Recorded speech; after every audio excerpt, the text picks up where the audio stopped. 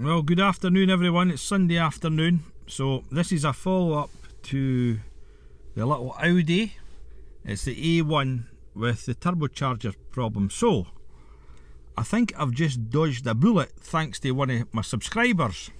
So here he's here, Stephen Marshall, and I think you're in Glasgow, is that right, Stephen? So he says, Sandy, the vacuum solenoids go on them a lot. Don't put on your turbo until you confirm that solenoid. So I responded to Stephen. So Stephen, thank you very much. I think this is what actually the problem is. See, actually yesterday I was early shift in the morning, and see, trying to diagnose cars when you're early shift, you just cannot think. You miss the simple things in life. But Stephen, thank you very much. So we're going to check that out. And so what I actually done, first of all, I've got my vacuum gauge connected up, but I just went into the normal OBD using this little tool here. So this is actually more meaningful information. So you've got turbocharger, supercharger, underboost. And if we go to the next one, turbocharger, boost control, position circuit, A circuit, range performance. Well, bingo. If I had seen that yesterday, I'd have had a bit more direction. That makes a bit more sense, because if you remember yesterday's video, the code just repeated itself.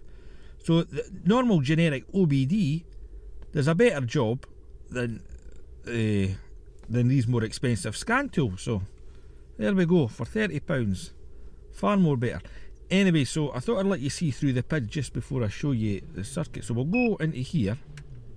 There was actually nothing in, let me see, we'll go to OK. There's nothing in store codes, so that was in pending codes. So we'll go back and we'll erase the codes. Do you want to clear the trouble codes? All right, so that's fine. So all DTs have been cleared, right? Accept that. So we're going to, right now back, we're going to live data. So all data, and then we can rearrange it if you hold it for 2 seconds, which is a clever thing to do. So you see that IMAP is that intake manifold absolute pressure.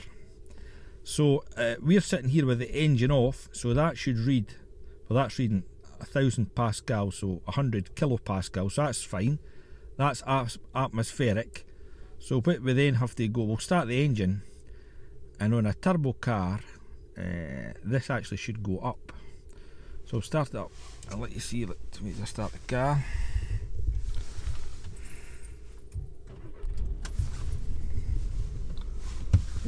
Just drop the thing, so you can then see the figure. This went down a little, so there's absolutely, as well, staying at 99, 100, but we'll go and look where I've connected to.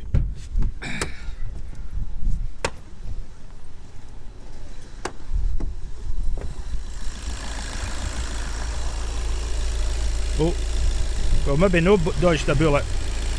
There you can see we're actually getting vacuum there. So to me that looks okay. So if we're getting full vacuum on that thing, that turbo should be actuating.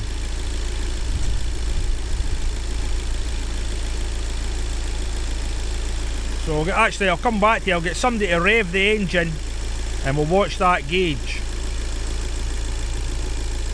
So that's pulling a good 25 inches of vacuum. Here my man, will you come and rev it? Look at this.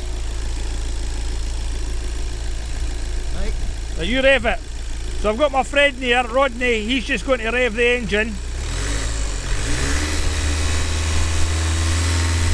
There we go. That's fine my man. Just turn her off. So you can see there, I got my friend to rev it, and indeed we're getting vacuum. So what we can tell from that test is this little chappy here is passing vacuum, which is controlling the turbo actuator down there, so that seems to be good, and we're still not getting any turbo boost. So we're back to our original call. I think we've got a seized turbo. But anyway, Stephen, thank you for that. At least I slept better at night knowing I had checked that, my man. Anyway, cheers. So that's me just cleared the codes and the rain's just coming on. So I'll let you see the voltage of this thing. So we're in the middle pin there, within that brown connector. So without any vacuum applied, we're 3.99 volts. So it'll be the usual here, 5 volts, then it'll be the signal in the middle, and then it'll be a ground, one of the wires. So George, would you go and start it, my friend? And we'll watch this. The voltage will change, and oh yeah, bandit.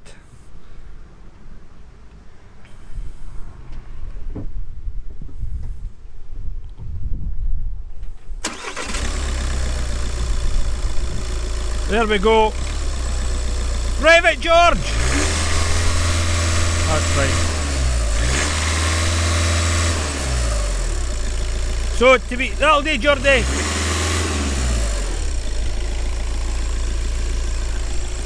Just cut her, my man.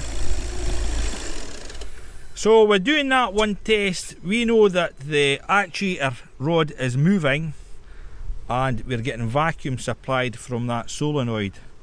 So the only thing it can be now is either the actuator rod down the back's not connected to the turbo, which I doubt very much, or the turbo is seized, which we originally thought. But anyway, it was good to come back and check that, so thank you, Stephen, for that.